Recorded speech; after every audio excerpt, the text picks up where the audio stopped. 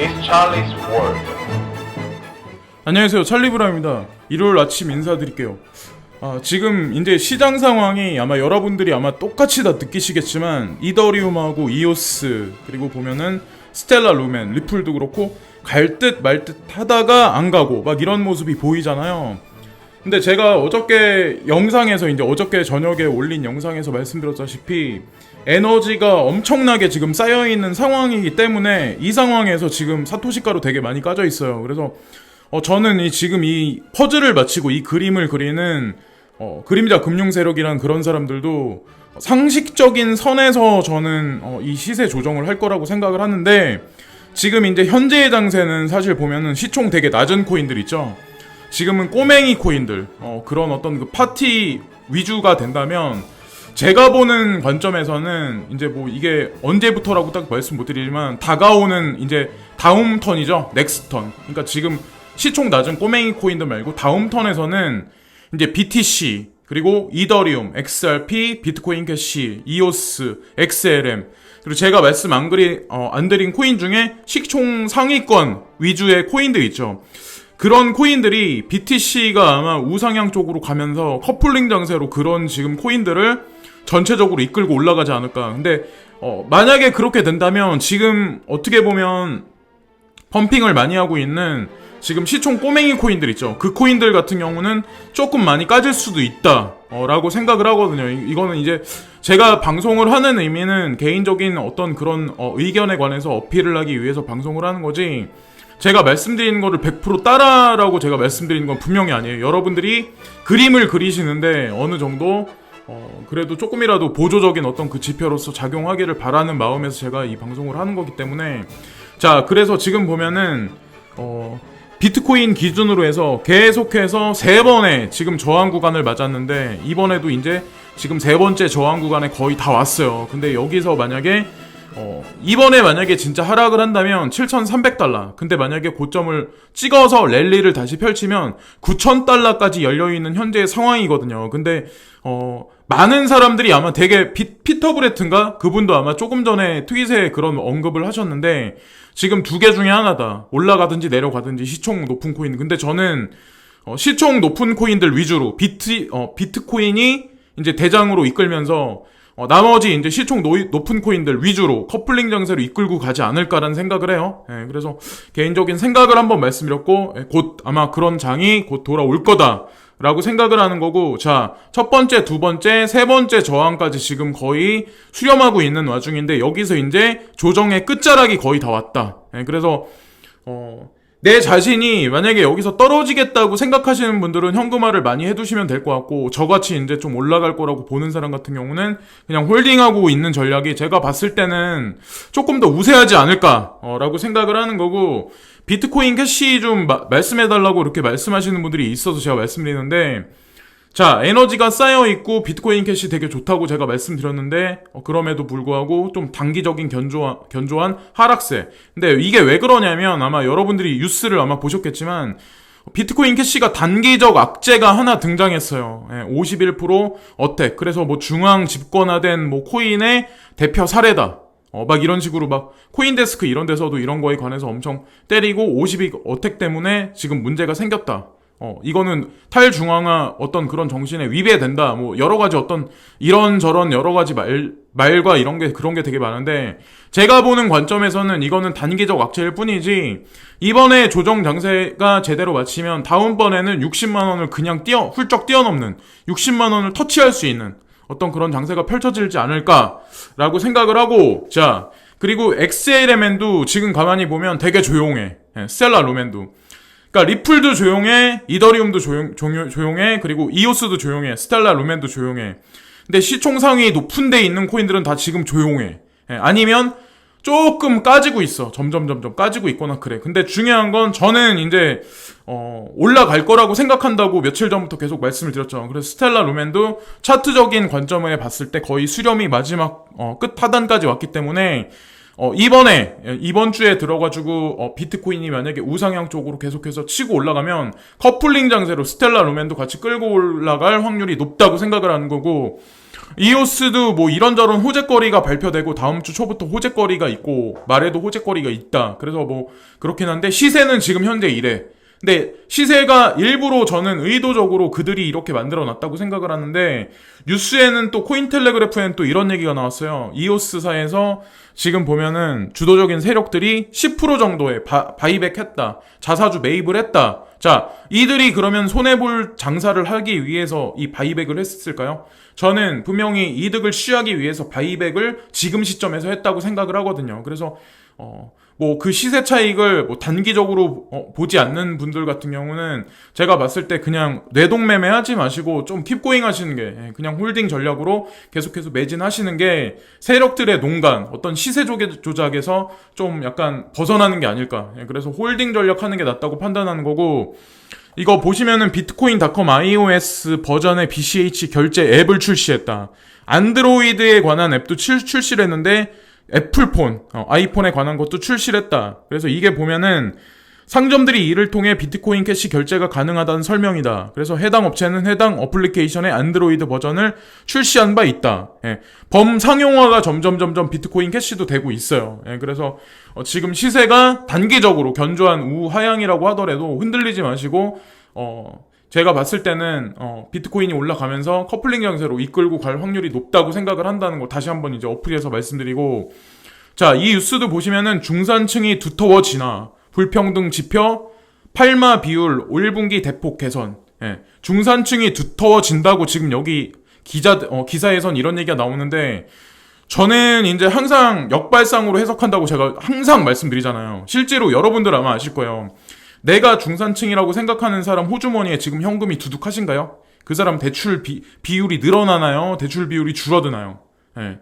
그러니까 뉴스나 매스미디어에서 공통되게 항상 계속해서 한 가지 주제에 관해서, 포커스에 관해서 계속 언급을 하면 그거하고 향후 몇 달 안에는 반대로 갈 확률이 높다는 거죠. 제가 그래서 한국 경제도 지금 무너진다, 뭐 안 좋다, 막 이렇게 말하는 사람 되게 많아. 근데 그거는 오히려 저는 좀 약간 반대로 보고, 중산층이 점점 지금 보면은 얇아지고 있는 건 사실이에요.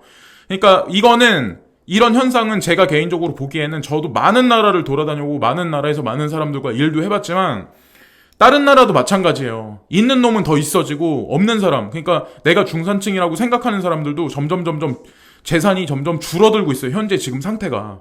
그래서 뭐 상위 클래스 아니면은 나머진 다 그저 그런 거기서 거기인 생활이 아마 앞으로도 계속 되지 않을까. 근데 그거는 전 세계가 공동화 현상이 되지 않을까라는 생각을 하는 거고, 예외가 있나요? 이민 가야 한다고 생각하는 사람, 뭐 헬조선이라고 말하는 사람들. 근데 그런 사람들이 그 나라 가서 지금 같은 생활을 유지할 것 같은데, 결코 해외 나가서 이민 생활하는 게 그렇게 많이 쉽지 않아요. 여기서 탑 클래스에 있는 사람도 해외 나가서 뭔가 일을 하고 뭔가 생활을 하려면 거기서 부딪히는 게 되게 많아요. 그러니까 잘 모르는 사람은 뭔가 가면은 뭔가 갑자기 새로운 세상이 펼쳐질 것 같고 뭐 천지개벽에 이룰 것 같은데, 오히려 그게 아니라니까요. 앞으로는 한국 경제가 오히려 앞으로 전 세계 글로벌 금융위기가 만약에 불어닥친다면 2020년 들어서는 우리나라는 오히려 반대로 올라갈 확률이 되게 높아요. 통일이란 어떤 그런 이벤트성 이슈로 해서 여기저기 나라에서 아마 우리나라로 많은 돈이 들어올 거라 생각을 하는 거고, 자, 지금 보면은 전체 매스컴이 다 이런 식으로 사람들을 되게 많이 우롱해. 가만히 보면은 지금 보시면은 뭐 가계부채가 뭐 1,000조가 넘었네, 뭐 유가는 계속 상승하네, 뭐 일자리는 점점, 근데 일자리 사라지고 그런 건 사실이야. 근데 위기를 너무 그러니까 뭐 한국 주식시장 폭락하네, 뭐 달러가 뭐 급등해서 뭐 1,800, 1,900원 갈 거네, 뭐 금값이 급등을 할 거네. 근데 그 중에 보세요. 이제 앞으로 몇 달 후에 연말에 가서 어떤 일이 펼쳐지나. 매스컴에서 그런 얘기 할 때는 그거를 색안경을 끼고 보셔야 된다는 거죠. 그리고 뭐 세일 코리아 뭐 그래가지고 한국 주식시장에서 많이 나갔다. 근데 많이 나갔다고 그렇게 보여지는데 검은 머리 외국인들은 뒷구녕에서 사 모으면은 그거는 어떻게 볼까요? 개미들은 던지게 만들고 위기감 조성해서 그 다음에 누군간 사게 만들어. 근데 위기감 조성해서 이득 보는 자가 있고 위기감 조성해서 손실 보는 자가 있어. 근데 이득 보는 자들이 그림자 금융 세력이지 이 사람들이 개인같이 손해를 볼 것 같으세요? 매스미디어가 똑같은 얘기를 계속해서 한 달 동안 계속 두 달 동안 계속 똑같은 얘기를 계속 떠드는데 대중들은 그 문장 하나에 그 단어 하나에 계속해서 이끌리는 거예요. 예. 야 한국 경제 망했다. 달러 폭등하는구나. 금값 오르겠구나. 야 망했다. 이민 가자. 예. 근데 그 반대의 상황이 연출될 수도 있다는 거죠. 예. 저는 항상 그 매스미디어를 그냥 제가 보는 시각에서 그대로만 전체를 다 100% 그냥 순진하게 해석 잘 안 하거든요. 예. 저는 여태까지 그렇게 살아왔고 그래서 어쨌건 그거에 관해서 경계심 있는 눈초리로 모든 뉴스나 매스미디어, 유튜버들 뭐 그런 거를 모두가 다 한 방향에 관해서 그렇게 얘기할 때 그거를 좀 의심 어린 눈초리로 오히려 역발상 해볼 분명한 값어치가 있다고 생각하고 매스미디어가 한 곳을 외칠 때 그 흐름은 어긋난다라고 제가 여기 밑에다 문장에 표현했는데 자 여기 큰 줄기가 있어. 이게 아마존강 같은데 지금 보면은 큰 어떤 스트림이 있어요. 흐름이 있어요. 그죠? 이 큰 줄기가.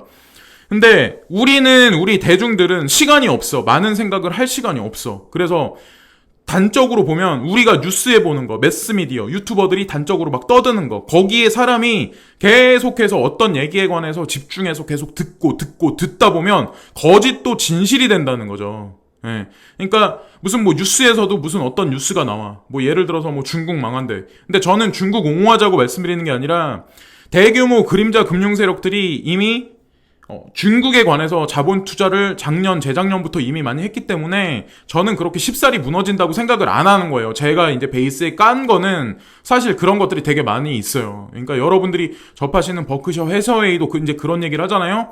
거기에 많은 돈을 자기가 투입했기 때문에 그런다고 그 말에 관해서 이제 디스하는 사람도 있는데 단기 투자로 인해서 거기에 2, 3년 전부터 돈을 넣겠어요. 예, 저는 그렇게 생각 안 하거든요. 그리고 짐 모리스 같은 어떤 그런 투자자가 북한에 관해서 어떤 그 중장기적인 인사이트, 장기적인 인사이트로 그렇게 거시적인 관점으로 바라볼 때 저도 거기에 동조를 하거든요. 그래서 뭐 유튜버나 여러 가지 어떤 그 경제 분석학자들이 모두 다가 똑같은 얘기가 맞다고 말을 할 때 저는 오히려 거기에 맹점이 있다고 생각을 하고 허점이 있다고 생각을 하거든요. 그래서 뭐 제가 말씀드리는 게 100% 맞다고는 말씀 못 드리지만 일단은 그런 거 흐름에 관해서 지켜보자 라고 말씀드리는 거죠. 그래서 앞으로의 현재 추세는 서해에서 동양으로의 어떤 스트림이 흘러가고 있다고 저는 제 눈에 보기에는 그렇게 보이기 때문에 제가 말씀을 드리는 거예요. 100% 맞다고 저는 근데 그리고 여러분들은 나중에 가서 지금에 와서 저한테 이제 뭐라고 하지 마시고 나중에 가서 이제 판가름 하시면 돼요. 아, 이 사람이 그래도 말했던 게 맞구나, 틀리구나 이런 거를. 자, 그리고 GKC하고 XMR이 있어. 여기 보시면은 익명성 코인이잖아요. 근데 제가 이거를 보여드린 이유는 뭐냐면 GKC를 내가 샀어. 예를 들어서. 근데 막 안 올라. 그러면 GKC를 딱 단독으로 해서 제가 말씀드리는 게 아니에요. 근데 조사를 해보셔야 된다는 거지. 왜 안 오르냐 이런 것만 보지 마시고 지금 개발자 활동 순위에서 3위예요. GKC가. 네. 이 정도면 이거 엄청난 거예요. 수천 개의 코인이 있어. 근데 이래. 그리고 모네로도 4위 정도야. 이게 뭘 뜻할까요? 이게 얘기하는 게. 네. 그러니까 우리는 대중이기 때문에 단적으로 눈앞에 보이는 숫자에 연연할 수밖에 없지만 베이스를 지면에 있는 어떤 그 강한 그런 걸 보자는 거죠. 예, 그래서 그 어떤 그 포텐셜을 보자는 의미고, 자, 그리고 5위도 스테이터트 네트워크야. 이것도 보면 S&T도 시세가 다른 코인들을 막 가는데 안 가니까 불안해하시는 분들이 너무 많아. 근데 저는 그러잖아요. 오히려 그냥 가만히 계시면 될 것 같다고. 스테이트 네트워크, 그리고 이오스도 잘 안 가. 근데 개발자 활성도가 5위, 6위예요. 그리고 보면은 8위에 있는 게 GNT야, 골렘이야. 이것도 보면은 시세가 그냥 그래. 근데 지금 제가 말씀드린 이 10위권 안에 15위, 뭐 20위권 안에 있는 코인들 있죠. 개발자 활성도 순위에서 절대로 걱정하실 필요가 없다니까요. 이런 것들은. 예. 그러니까 자연스럽게 시장이 다시 형성되기 시작하면 자연스럽게 자기 자리 찾아갈 수밖에 없어요. 예. 근데 사람들은 시세를 쫓아서 되게 시총 낮은 코인들 있죠. 싸고 그런 거에 괜히 단타성으로 많이 접근하다가 오히려 자기 시드만 되게 많이 줄어들 확률이 높아요. 그래서 야, 나 리플 샀는데 리플 진짜 안 가. 근데 막 세타뷰엘은 막 올라가. 그러면 내가 갑자기 그거를 손절해가지고 그걸 갑자기 타. 거기서 단적으로 이득 볼 수도 있죠. 근데 그런 거 자꾸 하다 보면은 시총 높은 코인을 많이 가지고 있어야 하는 이유가 왜 그러냐면 묵직하지만 한 번 갈 때는 되게 안정적으로 잘 오른단 말이에요. 근데 시총이 낮은 코인들 그리고 단기적 이슈에 펌핑이 되게 쉽사리 오르는 거는 이지컴 이지고잉이라고 쉽게 올라가면 쉽게 떨어져요. 그것도 그냥 조정이 아니야.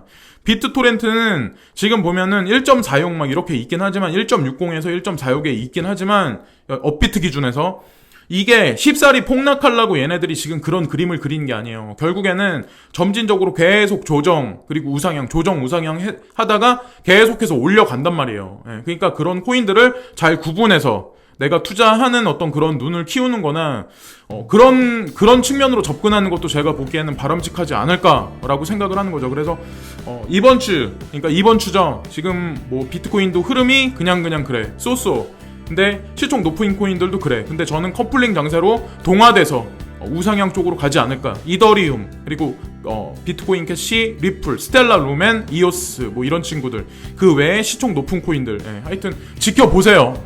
그래서 제가 이제 방송에 하는 거는 참고 자료로서만 이제 어떻게 보면 보조 지표로 사용을 하시고 제 개인적인 어떤 그 관점이 되게 많이 묻어 있기 때문에 나중에 저를 블레임하지 마시고 괜히 이렇게 똑같이 하셨다가 근데 그런 측면으로 바라보시면 좋을 것 같습니다. 지금까지 찰리 브라운이었고 오늘도 즐거운 하루 되시고 또 다른 영상에서 다시 뵙겠습니다. 구독과 좋아요 부탁드리고 항상 감사합니다.